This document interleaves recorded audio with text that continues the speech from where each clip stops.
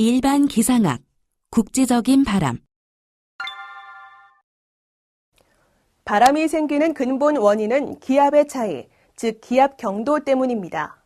이 외에도 코리올리의 힘과 마찰력이 작용하여 바람의 방향과 세기를 결정하지만 근본 원인은 기압의 차이 때문이라고 할 수 있습니다. 기압 경도력은 기압 차이에 비례하며 거리에 반비례하는 성질을 갖습니다. 편서풍과 같은 대규모의 바람은 대규모 원인에 의해 발생한 기압 경도 때문에 발달하며 중규모 바람은 국지적 원인에 의해 생긴 바람인데요.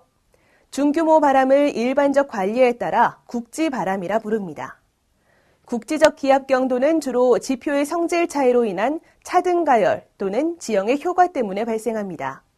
그 외에도 다른 국지적 원인에 의해 독특한 국지바람이 형성될 수 있는데요. 대기운동의 규모를 나타내는 다음 그림에서 국지적인 원인에 의해서 발달하고 규모가 중규모인 바람에 대해 자세히 알아볼 것입니다. 이번 차시에서는 해륙풍과 산곡풍, 지역적인 특징의 바람, 그리고 국지풍의 중요성에 대해 알아보도록 하겠습니다.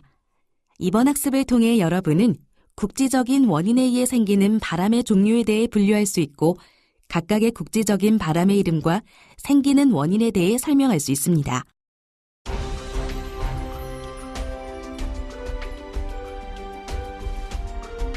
(1) 해풍과 육풍.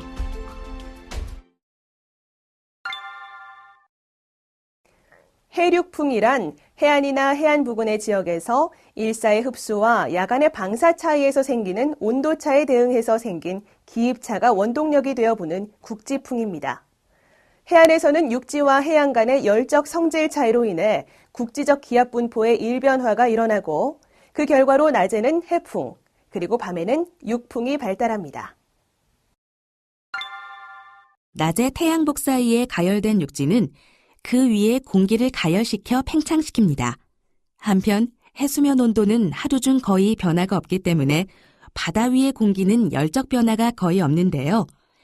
육상에서 일어나는 공기의 팽창 때문에 상층에서 먼저 기압 경도가 나타나게 되고 상층의 공기는 육지에서 바다 쪽으로 불어나갑니다. 육지에서 바다 쪽으로 공기가 빠져나갔기 때문에 하층에서는 육지의 저기압, 바다 위의 고기압이 나타나게 됩니다. 그 결과 하층에서는 바다로부터 육지로 불어가는 바람, 즉 해풍이 발달하게 됩니다. 밤에는 육지의 표면이 복사 냉각에 의해 해수면보다 차가워져 낮과는 반대 상황이 되는데요. 따라서 하층에서는 육지로부터 바다로 향하는 육풍이 나타납니다. 해풍은 대규모 바람이 약한 맑은 여름날에 잘 발달하는데 정오전에 발달하기 시작하여 오후 중반에 가장 강하게 발달합니다. 또 오후가 되면서 해풍은 내륙으로 진입해 들어가는데요. 더운 내륙 지점을 해풍이 통과하면 시원한 바다 공기를 이끌고 들어가기 때문에 한결 시원해집니다.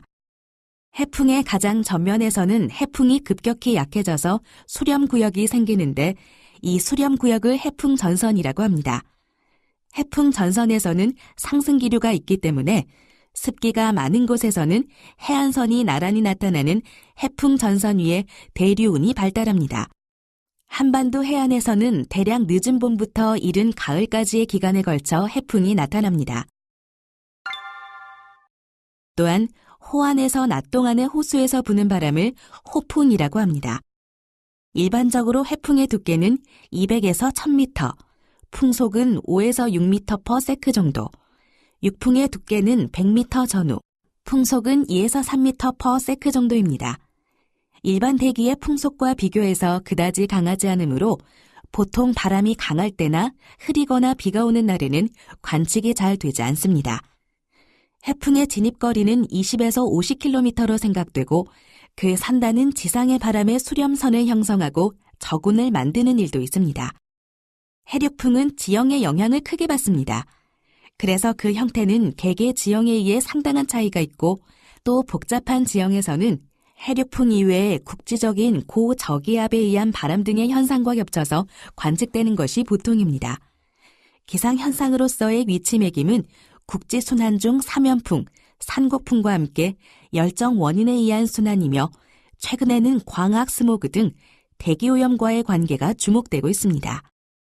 이러한 해륙풍과 해풍 전선은 미국의 플로리다 반도에서 다음 그림과 같은 형태를 가지며 자주 관측되기도 합니다.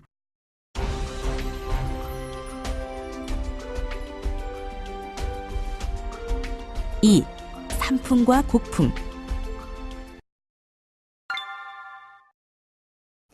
대규모 바람이 약한 맑은 날, 산에서는 곡풍과 산풍이 낮과 밤에 각각 나타납니다.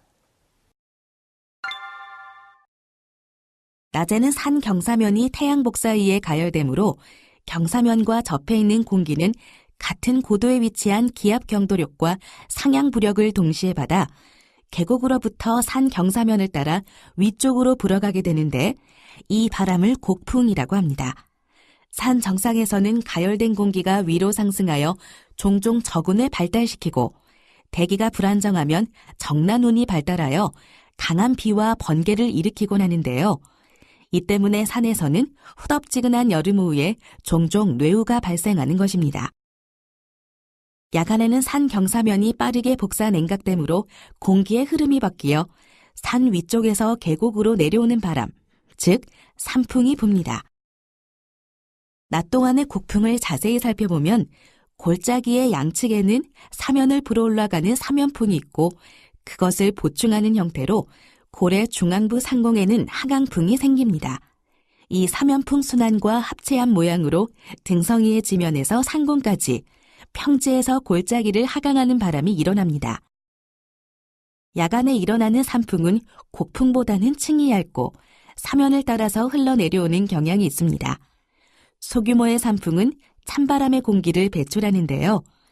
야간에 방사냉각에 의해 생기는 사면 하강류나 산풍의 기온은 지표면 온도보다 고온입니다.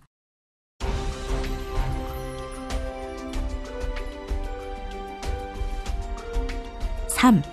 지역적인 특징의 바람. 지역적인 특징의 바람에는 푨과 보라, 산월기류, 활강바람, 산타아나 바람 등이 있으며 지금부터 하나씩 자세히 살펴보겠습니다.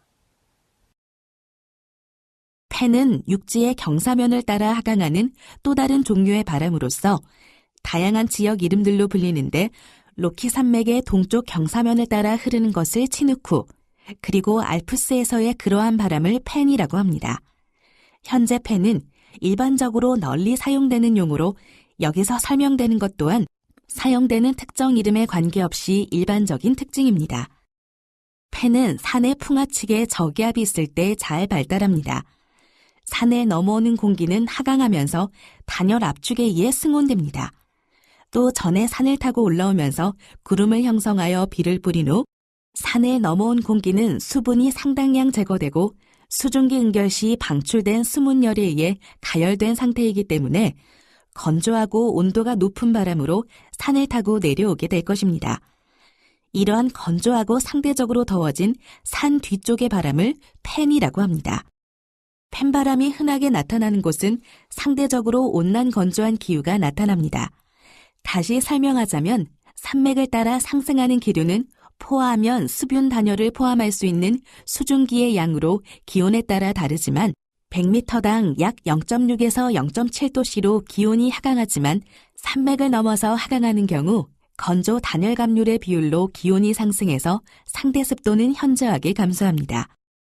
겨울철 계절풍의 경우에는 승온대오도 원래가 한기이므로 차가운 건조한 계절풍으로 느껴지는 일도 있습니다. 이러한 바람의 특징은 다음 그림과 같이 산에 넘어오는 공기에 포함되어 있던 수증기는 단열 상승에 의한 포화, 그리고 생기는 구름과 강수가 특징이며 그 이후 산맥을 넘어서 하강하는 경우는 기온이 건조 단열 감률로 상승하기 때문에 따뜻하고 건조한 바람이 됩니다. 보라는 원래 구유고슬라비의 아드리아의 연안 지방에서 겨울철에 부는 한옥의 한랭한 국지풍 고유의 명칭입니다. 고위도에서 남하에서 쌓인 한기가 낮은 지대로 불어나올 때 풍속을 증가시켜 강풍해를 초래하게 되며 하류에 이르러 약간의 단열 승온이 있지만 당초 저온이었으므로 한랭합니다. 이와 유사한 상황으로 일어나는 한랭 강풍의 국지풍도 보라라고 부르는데요. 이로부터 넓은 도수로는 산맥 풍상층에서 찬 공기의 체류가 명료하지 않아도 산기슭에서의 승온을 동반하지 않는 한랭한 하강풍을 일반적으로 보라로 총칭하는 경우도 생겼습니다. 총관 규모보다는 작은 규모의 산지 공기를 기류가 통감에 따라서 발생하는 특정 있는 기류의 상태를 산월 기류, 즉 산을 넘는 공기의 흐름이라고 총칭합니다.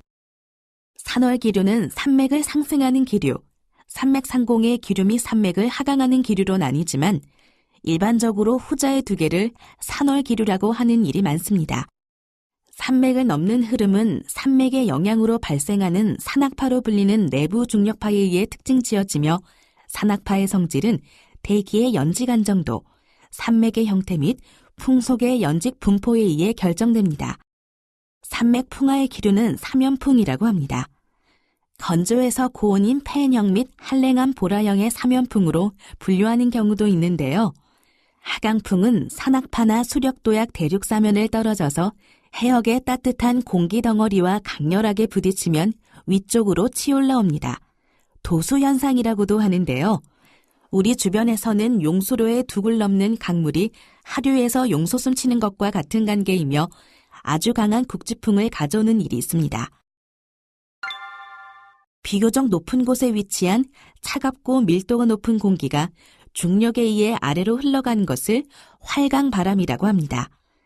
이 바람은 겨울에 찬 공기가 잘 축적이 되는 고원에서 발생하는데요. 축적된 차가운 공기는 중력으로 인해 물이 낮은 곳으로 흘러내려가듯이 낮은 곳을 향해 흘러가고 계곡을 따라 흘러가는 공기는 상대적으로 더 빠르게 흘러내려갑니다. 내려가는 공기는 단열 압축에 의한 승온이 있지만 워낙 차게 냉각되어 있었기 때문에 낮은 지역에 도달한 활강바람은 여전히 주변보다 차갑습니다. 활강바람은 밀도가 상대적으로 더 큰 공기의 이동이기 때문에 충분히 차갑지 못하다면 활강바람이 있기는 어렵습니다. 가장 유명한 활강바람은 그린랜드와 남극에서 발생하는 바람인데요. 매우 추운 빙산 위에서 축적된 높은 압력의 공기덩이는 빙산의 경사 부분으로 흘러내리거나 인접한 해양 위로 빠져나갑니다. 빙산의 경사가 급하면 활강바람의 속도는 더욱 커지며 남극 대륙 케이프 데니슨에서의 연평균 풍속이 전 지구 어느 곳보다 큰 것은 이 지역의 강한 활강바람 때문입니다. 산타아나 바람이란 따뜻하고 건조한 바람이 남부 캘리포니아 지역에서 동 혹은 동북 방향에서 산사면을 타고 내려오는 바람을 말합니다. 이 바람의 특징은 바람이 불어오는 중에 골짜기를 지나면서 바로 태평양으로 빠져나가고 풍속이 90노트를 넘는 아주 강한 세기를 갖습니다. 그림에서처럼 강한 고기압이 미국의 서부 지역을 뒤덮고 있을 때 주로 생기며 이러한 고온 건조 강풍은 산불의 직접적인 원인이 되기도 합니다.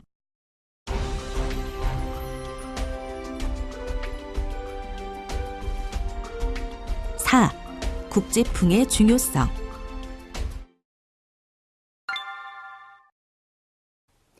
도시 등 작은 지역의 기상은 대부분 이러한 국지풍계의 영향을 많이 받고 있습니다. 많은 도시가 해안 지역에 집중하고 있고 또 세계 인구의 50%가 해안 지역에서 생활을 하고 있으므로 도시의 대기 환경을 파악하기 위해서는 국지풍 중에서도 해륙풍계에 의한 대기오염 물질의 수송과 재분배 역할을 이해하는 것이 필요합니다. 해륙풍은 해풍과 육풍이 일일 주기로 위도, 계절, 일기 상태, 해안 지형, 지표면의 상태 등에 의해 여러 가지 형태로 나타납니다. 바람 없는 맑은 날 해안에서는 일출 후 수시간 이내에 해풍이 불기 시작되어 낮 동안 수미터 퍼 세크의 속도로 지속되다가 일몰 후 시간이 지남에 따라 소멸됩니다.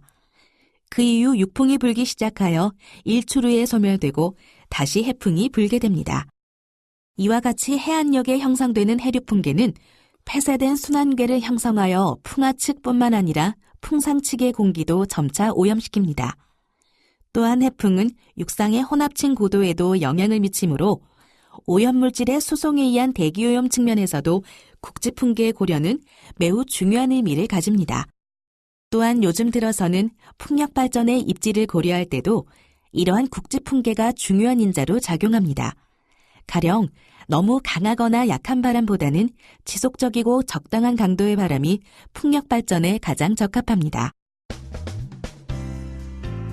오늘 학습 내용의 요약 정리입니다. 중요한 내용을 다시 한번 기억해 보세요.